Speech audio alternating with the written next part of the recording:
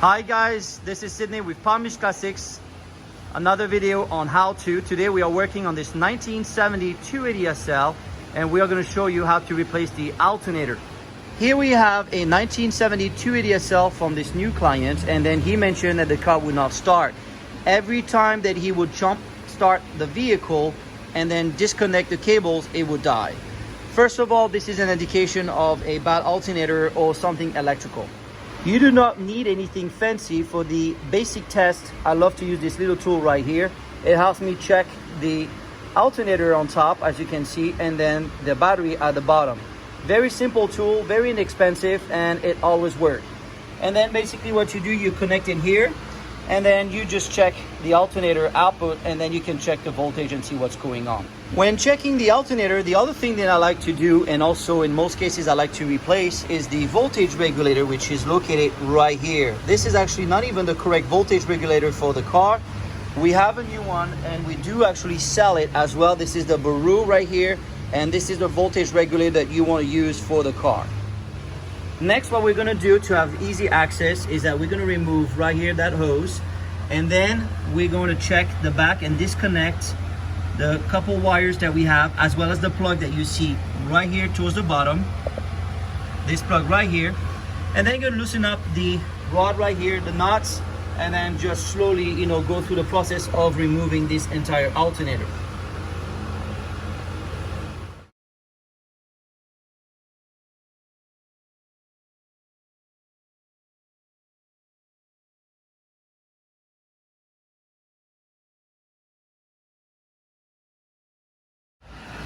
The plug that you want to remove is this one on the back of the alternator. Usually there's a retainer clip. This one is missing. We're going to disconnect the plug right here carefully. And here it is.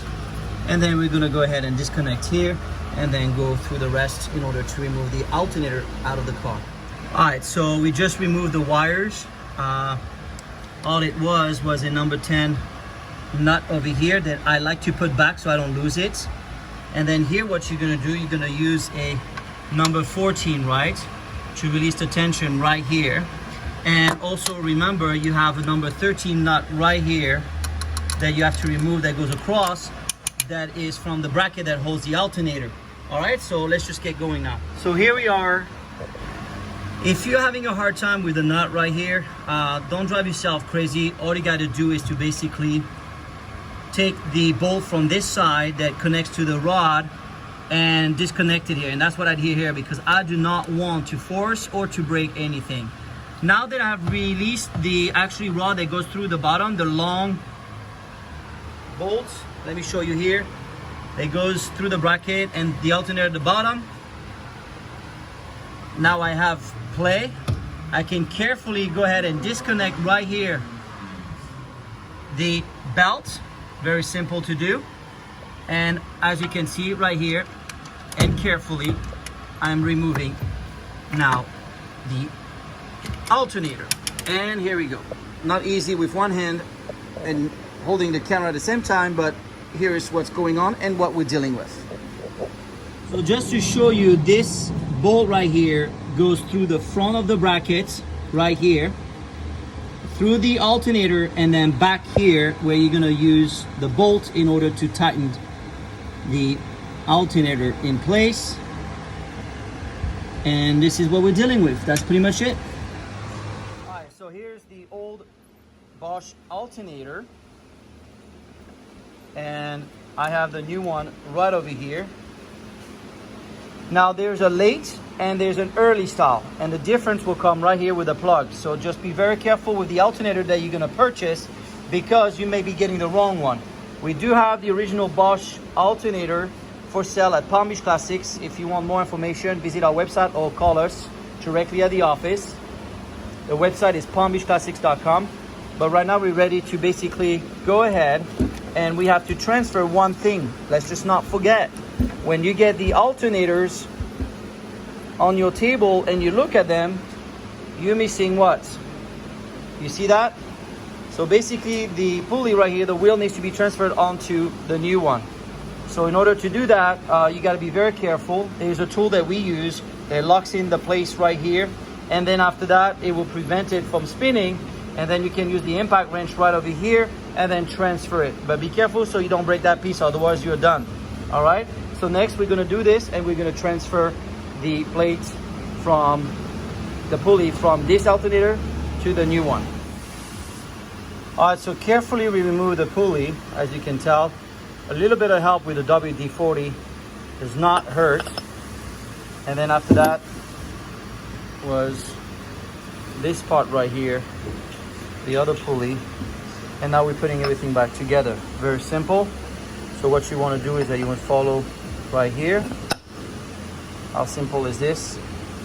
Then basically right here, and then you're just going to put it back together and ready to complete the assembly of the alternator.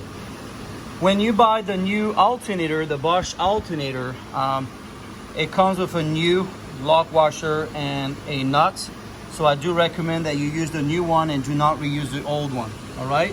So I'm pretty much all set here. One of the things I like to do when I check the installation of the pulley is to spin it and make sure that it's spinning correctly. You want to make sure that this pulley right here is engaged with the 2 pins onto this wheel right here, and then after that you're all set. So right now I'm all set. I'm checking everything and I'm ready to do my next part. Very important when you are going to install the alternator, very important that your battery is fully charged or replaced. In most cases I like to put a brand new battery, so there's going to be no failure. And guess what, there's a tag and there's a reason for it. Battery must be fully charged or replaced before installing alternator. If the battery is bad, premature failure will occur. All right, so the new alternator is in place. We want to make sure that the belt right here is tight and in its correct groove. And now we are just about to make sure the alternator is nice and tight, and then we're going to reconnect the plug and basically the electrical wires to the back of it, and then we'll be ready after we check everything to crank the car. Earlier I mentioned to you on the alternator the retainer clip was missing, and this is the clip I was telling you about. You see this one right here that I'm moving back and forth? So this is the one that you want to put right on top of the plug as a safety. Make sure that your plug is in properly. Here we are. And then again, that little retainer clip sometimes is missing on the alternator, but it's on the new one, of course, and then put in place. All right, make sure your wires are connected properly. And the one thing I like to do and to reuse is that little black cap from the old alternator to put it right here. So nothing touches this, just in case, you never know. And here we are. All right, so the job is now complete, and we're gonna start the car to make sure everything is good. Look at that, perfect. Also, we were able to recommend to the client to put a Bosch battery right here, as you can see. New Bosch battery, correct voltage regulator, and brand new Bosch alternator. The job is complete. Thank you guys, and don't forget to follow us on Instagram and Facebook at Palm Beach Classics.